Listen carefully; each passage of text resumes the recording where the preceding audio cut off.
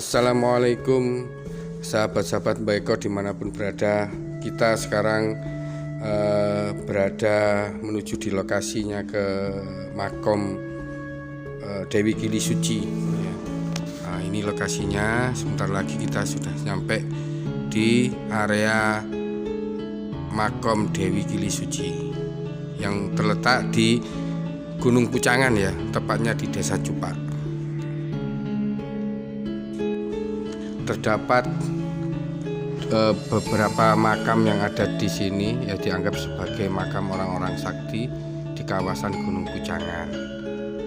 Dewi Gili Suci adalah putri dari Raja Airlangga dari Kerajaan Kadiri, kini bernama Kediri.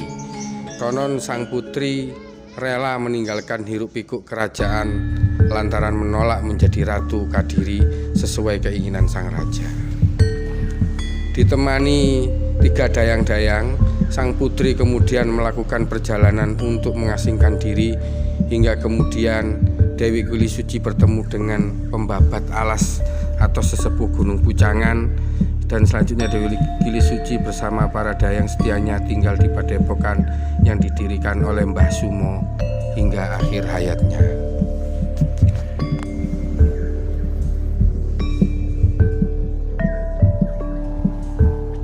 Dewi Gili Suci seorang putri dari Raja Airlangga. Beliau sengaja meninggalkan kerajaan karena tidak mau menjalankan apa yang jadi keinginan raja untuk menjadi pemimpin.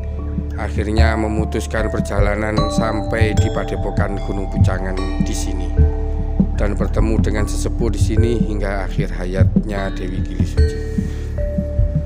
Sebutan Dewi Gili Suci juga punya asal mula sendiri. Sesuai keputusannya meletakkan jabatan putri mahkota. Gili sendiri berarti pertapa, suci artinya murni dan bersih.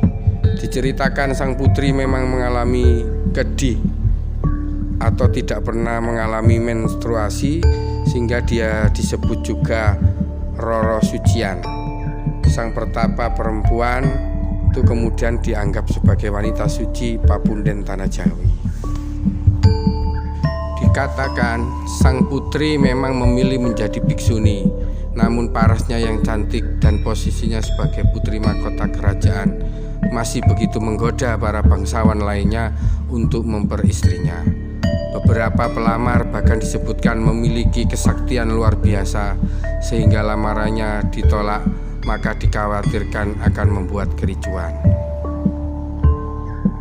Dalam legenda Gunung Kelut dikisahkan, untuk menghambat proses lamaran itu, Dewi Gili Suci memberi berbagai macam syarat yang hampir tidak mungkin diwujudkan para pelamarnya.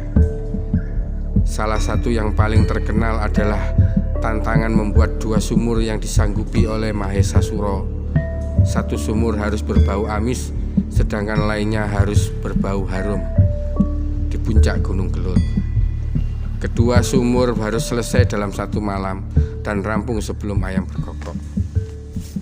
Saat sumur sudah tergali begitu dalam dan siap diincip aromanya, atas tipu daya sang putri, Mahesa Suro dijerumuskan ke dalam sumur buatannya sendiri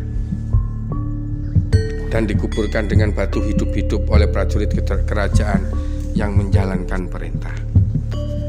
Mahesa Suro yang marah dan hampir mati sempat mengutuk bahwa setiap Gunung Kelut meletus, maka letusannya akan melumat wilayah Kediri. Tak disangka perbuatan sang putri malah mengancam keselamatan rakyatnya. Setiap Gunung Kelut memuntahkan isi perutnya, selalu dihatikan kemarahan arwah Mahesa Suro. Untuk menebus kesalahannya, sang putri makin mantap memutuskan untuk tidak menikah dan menjadi pertapa demi mendoakan rakyatnya supaya selamat dari amukan Gunung Kelut. Tidak diketahui kapan peristiwa lamaran berujung petaka itu terjadi, apakah sebelum sang putri mahkota meletakkan jabatannya atau sesudah memutuskan menjadi biksu. Kisah dari Gunung Pucangan mungkin tak setenar legenda Gunung Kelut, namun bisa jadi menjadi kisah pelengkap mengenai Dewi Gili Suci.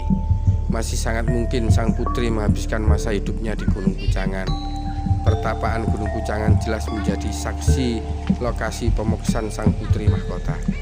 yang dicatatkan dalam sebuah prasasti agung yang memuat silsilah raja-raja Medang Wangsa Isyana.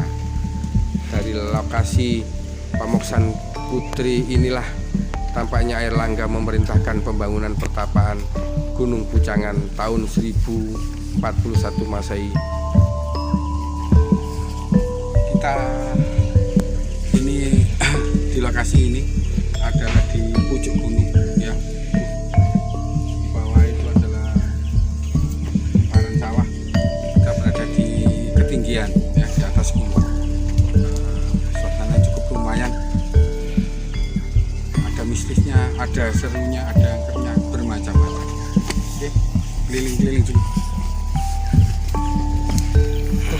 Pada tahun 1042 Masehi, wilayah itu ditetapkan sebagai Sima berupa pertapaan yang juga memenuhi janjinya kala penduduk setempat melindungi Sang Prabu selama masa pelarian.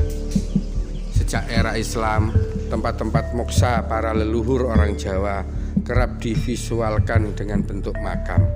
Jadi pesarian yang ada di lokasi mungkin hanya sebuah bentuk makom atau petilasan yang divisualisasikan menjadi sebuah makam.